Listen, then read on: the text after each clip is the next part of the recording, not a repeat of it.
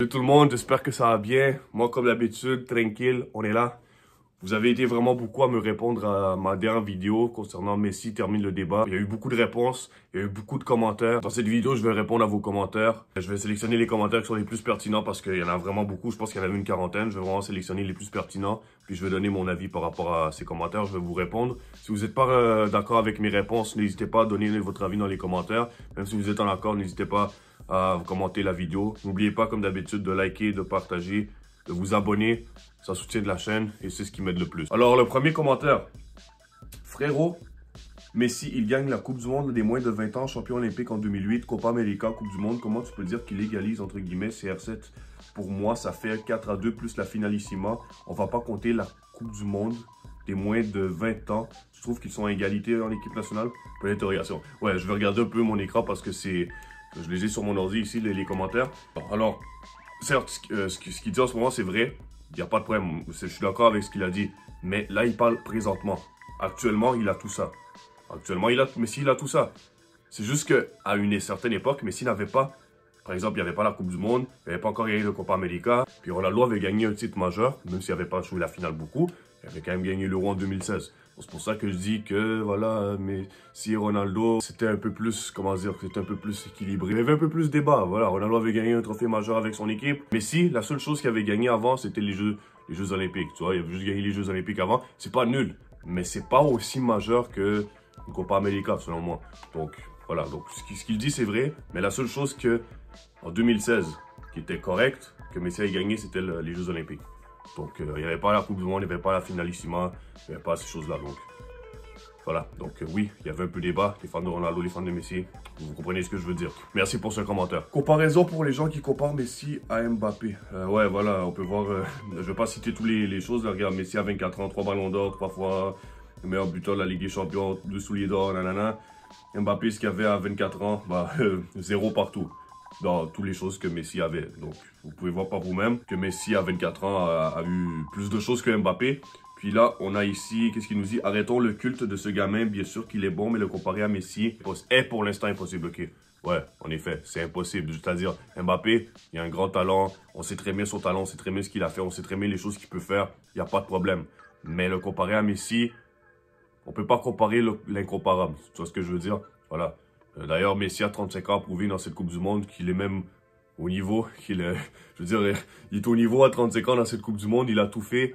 Puis, que dire quand Messi avait 24 ans? Donc, la phrase de Mbappé, là, tu me parles pas d'âge, ah, ça s'est remis contre lui ici. Il a pas vu venir celle-là. Tu me parles pas d'âge. Tu parles peut-être quand je suis pas là, mais quand je suis là, tu me parles jamais d'âge. Tu me parles que de football et de niveau. Bon, prochain commentaire que j'ai sélectionné. Au-delà du palmarès où il y a une part de réussite, on peut parler aussi de magie. Il n'y a jamais eu cela. Il n'y a jamais eu débat entre Cristiano et Messi à ce niveau. Moi, je regarde le foot pour ça, pas pour planifier sur une feuille de stats. Disons, pour ceux qui se rabattaient sur l'argument du palmarès pour entretenir ce faux débat, sont obligés de s'incliner aussi dorénavant. En effet, je suis d'accord en partie. Ici, je suis d'accord en partie, partiellement. Parce que oui, en effet, quand tu regardes un match de Messi, peu importe qui joue, hein, peu importe qui joue au Barcelone, à PSG, peu importe. Quand tu regardes en valeur absolue qu'un 90 minutes de Messi versus un 90 minutes de Ronaldo, clairement une grande différence. Messi, voilà, porteur de balle, revient en arrière, dribble, passe, tire, génie, magnifique, contrôle de balle.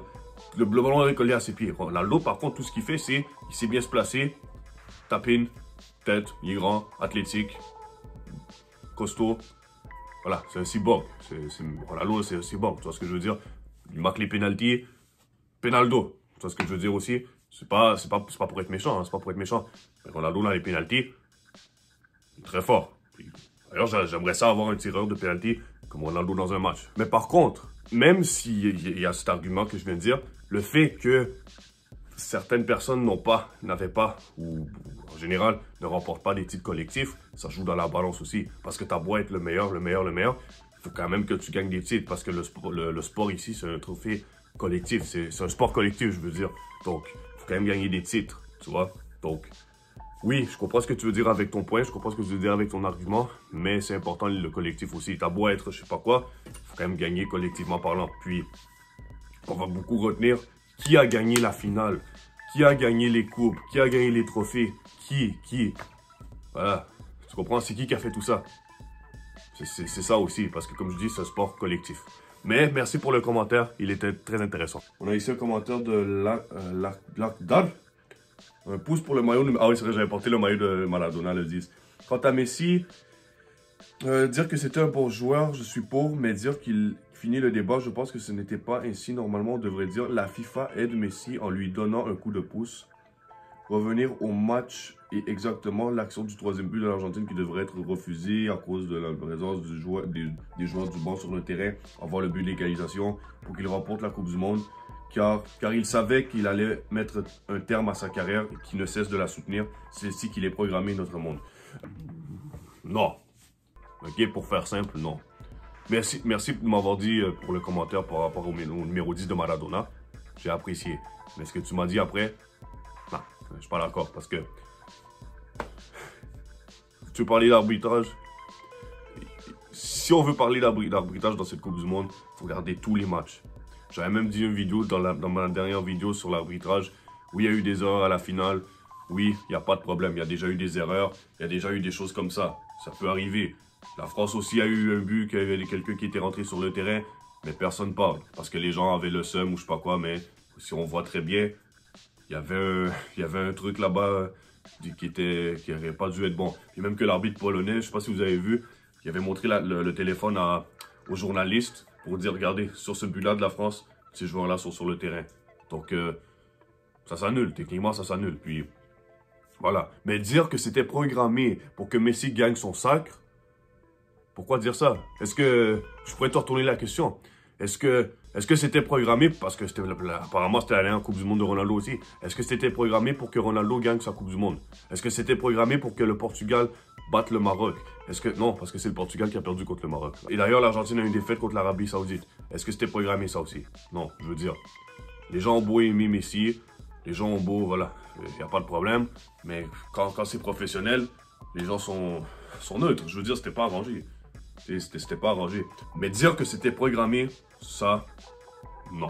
Je suis vraiment pas pour cet argument. Je vais prendre maintenant un dernier commentaire. Ce commentaire-là, ça me fait vraiment rire parce que c'est une blague en fait, mais on va quand même y aller. Mais moi, je ne trouve pas, j'ai cherché la capacité de Messi depuis 2012 jusqu'à maintenant. Messi m'a très rarement convaincu, ok? Il a du talent comme tous les joueurs à ce niveau, mais pas au niveau d'un ballon d'or, même pas un seul. Pourtant, j'aime bien beaucoup de joueurs de styles différents. Donc là, il nous dit quoi? Il nous dit, franchement, qu'il mérite aucun ballon d'or. Donc le gars en a 7. Il a le record de tous les temps. Il va même en avoir son 8e cette année, parce qu'il a gagné la Coupe du Monde.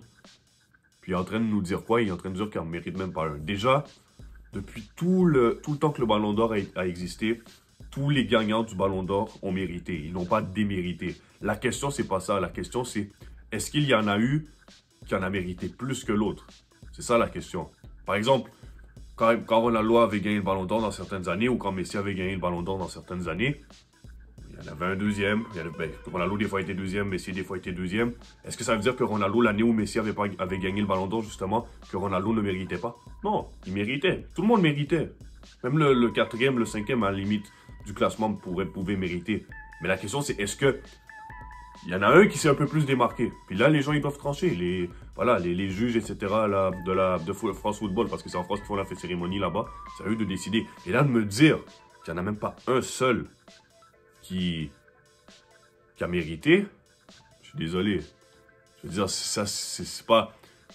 Je sais pas ce que tu regardes, c'est pas pour être méchant, voilà, mais pourquoi il n'a pas mérité? Parce que c'est pas ton style de joueur, parce qu'il t'a pas convaincu, ok, peut-être qu'il t'a pas convaincu, il n'y a pas de problème, on a tous un joueur qu'on apprécie plus, qu'on apprécie moins, mais dire qu'il n'a pas mérité, et ne pas aimer le football, en fait.